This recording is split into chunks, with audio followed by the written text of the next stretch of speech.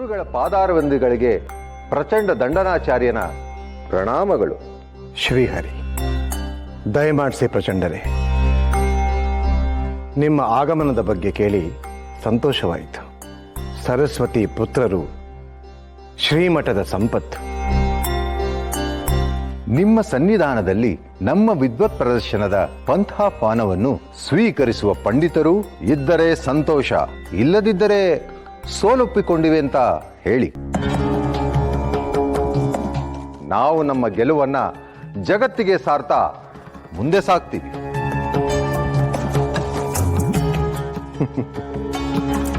ಸ್ಪರ್ಧೆಯೇ ಇಲ್ಲದೆ ಸೋಲೊಪ್ಪಿಕೊಳ್ಳುವಷ್ಟು ಬಡವಾಗಿಲ್ಲ ನಮ್ಮ ಶ್ರೀಮಠ.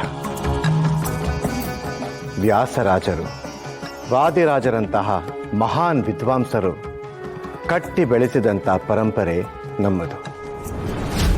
ನಿಮ್ಮ ಪಂಥಾಹ್ವಾನವನ್ನು ನಾವು ಸ್ವೀಕರಿಸಿದ್ದೇವೆ. ಸಂತೋಷ ಗುರುಗಳೇ.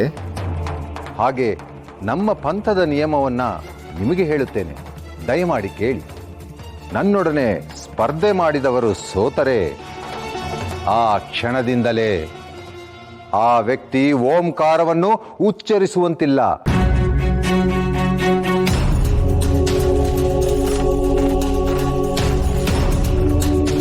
ಇದು ಸೂಕ್ತ ನಿಬಂಧನೆ ಅಲ್ಲ ಪ್ರಚಂಡರೇ.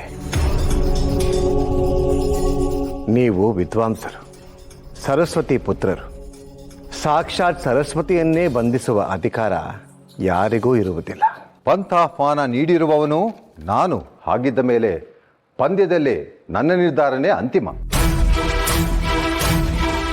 ನಾನೇ ಸೋತರು ಓಂಕಾರವನ್ನು ನಿರ್ಬಂಧಿಸಿ ನಾನು ಎಲ್ಲ ಪಾಂಡಿತ್ಯವನ್ನು ಬಲಿಕೊಟ್ಟು ಮೌನಿಯಾಗಿ ಹೊರಟು ಹೋಗುತ್ತೇನೆ.